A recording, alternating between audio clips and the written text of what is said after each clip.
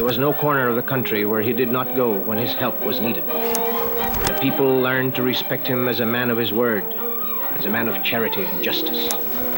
It was inevitable that such a man should be chosen for his nation's highest responsibility, the presidency. Who is the guy?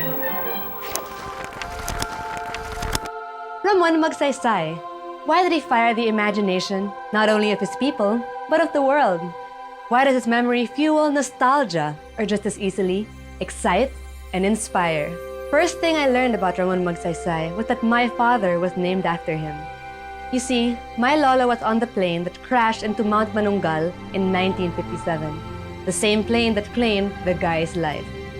Who is the guy? Is he larger than life? Let's go back in time and find out more about him and the legacy he left his people and the world. It was 1907, the birth year of Ramon Magsaysay. The Filipino-American War had just ended. The U.S. had colonized the Philippines and put up a Commonwealth government. Elsewhere in the world, the suffrage movement was gaining ground. Italy's first woman doctor, Maria Montessori, had started her school. Opium trading in China had just ended. A truly independent Philippines was still a pipe dream.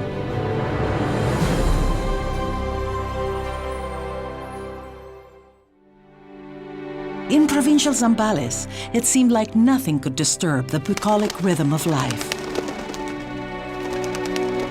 Except in the household of a young Magsaysay couple.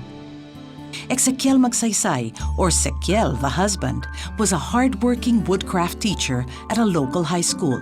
Perfecta, or Pitang, was his comely and industrious wife who tended the family's small business. Here, on August 31 of that year, everyone was abuzz, excited to welcome the family's first boy, Ramon. Ramon was their second child. In time, 6 more siblings followed. All had a typical childhood steeped in family values of honesty, simplicity, friendship, and adventure. But Ramon, early on, showed he would be different. To begin with, the boy was born with a hunch on his breast and a curious circular overgrowth of skin on his head.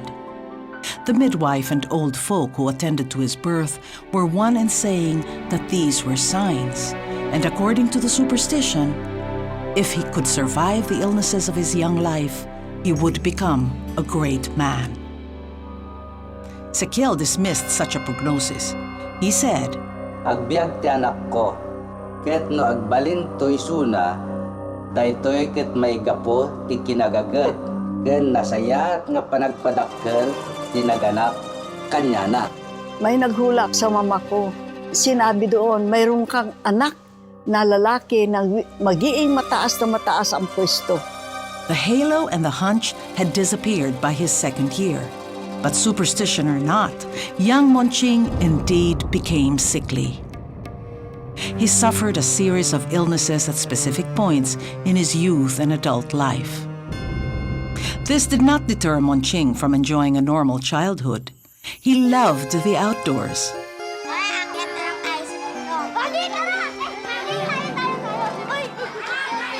There seemed always enough time for the young Ramon to round up the gang for a quick dip in the river, only to come home with a layer of grime from the muddy banks. He was known to prefer native wooden shoes rather than the usual black leather shoes and white socks worn by most to school. He dressed simply. He was prudent and thrifty and easily shared whatever he had with any of his siblings or friends in need.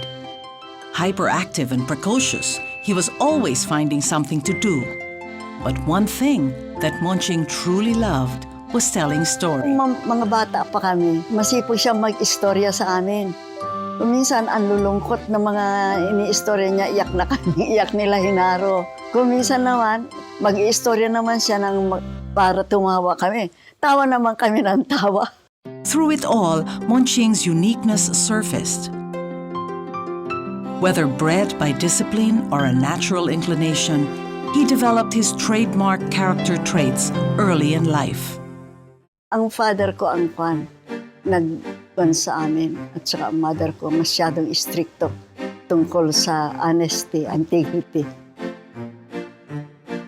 In his backyard, the teenage Monching walked the 22-kilometer distance from Castillejos, his hometown, to San Narciso, where he attended high school at the Zambales Academy.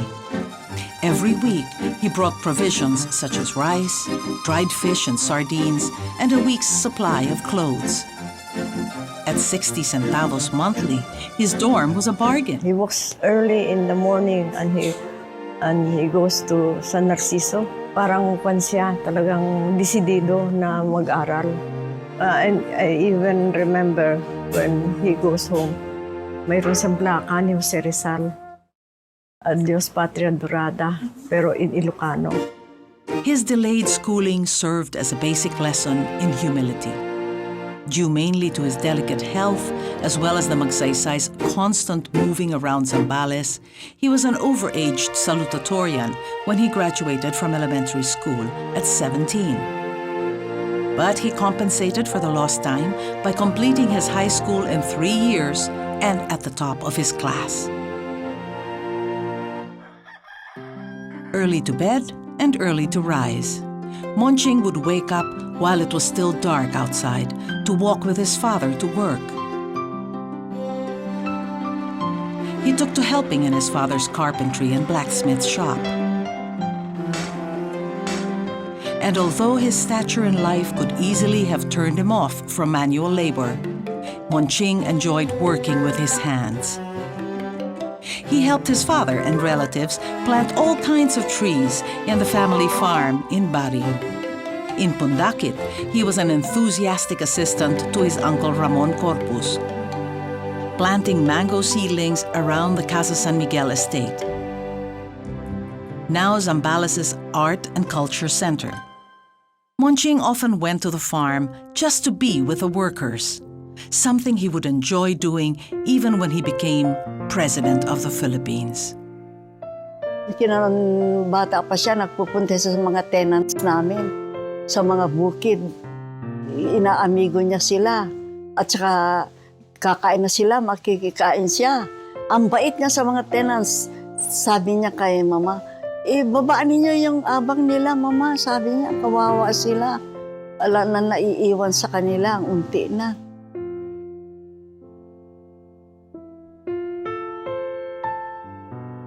Galit na galit siya. Sabi niya, yung pianing na yan, kanya pinapahirapan ang mga tenants niya. Masyado siya naaawa. Kung maaari nga lang, huwag na niyang pabayaran. It was clear that Monching's first love was cars. Not driving or collecting them, but working on their engines. The legendary mechanic earned his spurs at 15. First, with an old beat-up truck he repaired and put back on the road. Second, with his father's wasted Model T Ford. When he was about 13 or 14 years old, nag-healing siya sa kanyang ama, nabigyan siya ng isang Ford, Model T Ford na hindi na umaandar. Binili yata ng lolo ko ng 200 pesos. Mahal na yon. Without his father's permission, he had disassembled the idle car completely. He carefully analyzed the position and function of every piece to understand how the engine worked. He worked day and night, sleeping little, barely eating. His parents were horrified, but they knew they had to let him be, for it was likely that Monching would not be able to put it all back in one piece. But he did revive the car and in splendid running condition. Except that in his excitement to test it, he drove smack into their home's front porch. Hindi niya napreno. Nabali. Ganyang kalaking haligi. Nanara. Nabali. Nakita ko siya na yung takot na takot nung nabali. Hindi naman siya kinagalitan. Basta pinakumpuni ng papa ko. At gusto nga niya mag-drive. Luckily, the new mechanic was not hurt. The house was repaired, and the parents were happy that their son's persistence had paid off. His fascination with machines led to an engineering course in college. While his relatively prosperous parents wanted to indulge him with some comfort, he shunned their offer.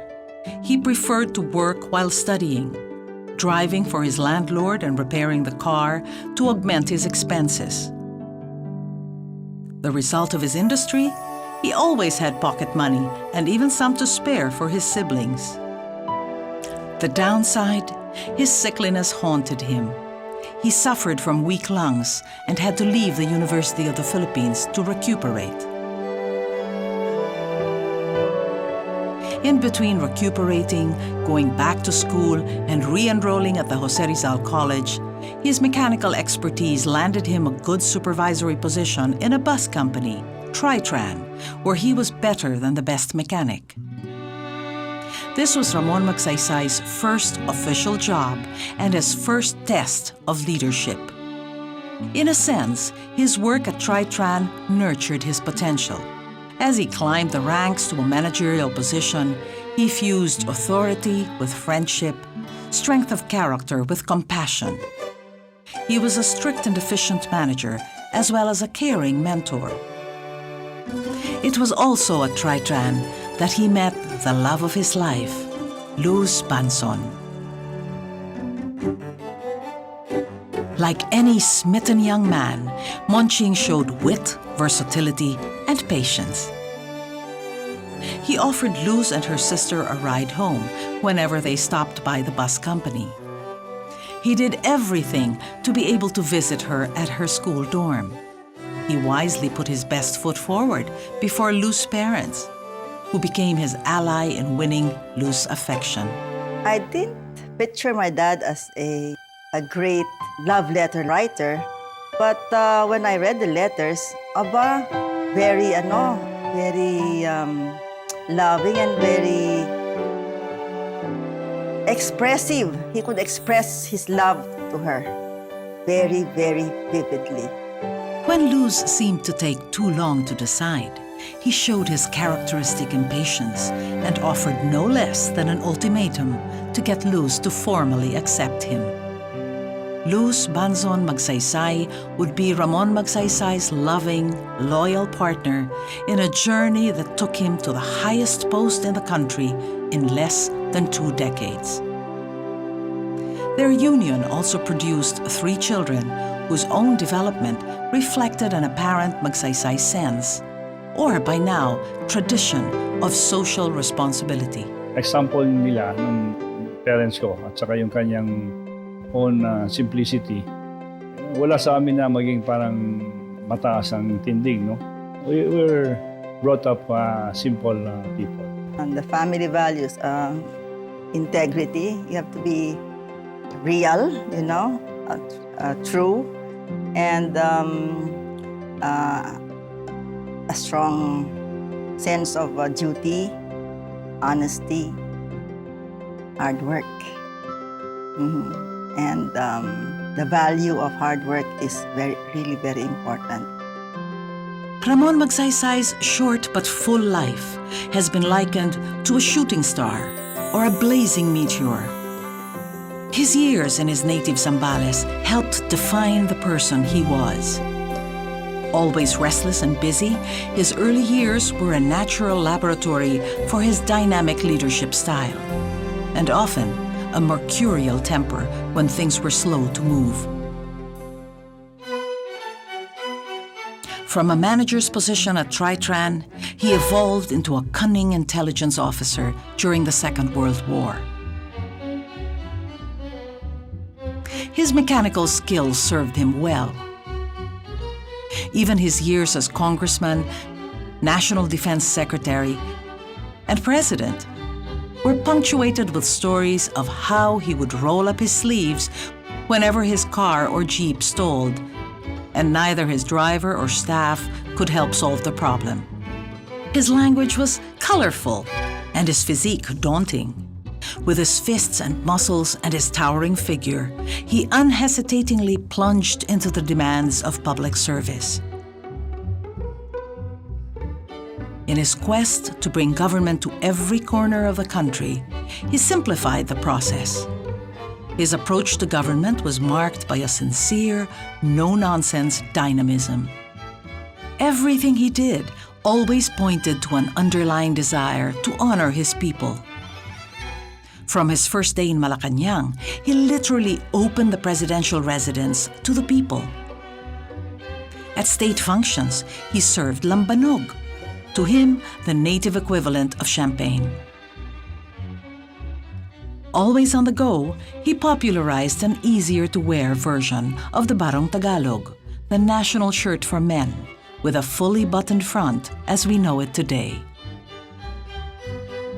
He also wore loose and airy polo shirts to match his country's tropical weather and his constant desire to press flesh with the people.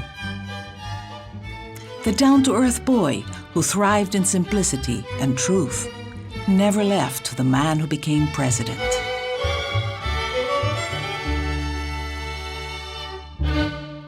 Would you have expected a guy with his ordinary and normal beginnings to become such a much-loved and admired president?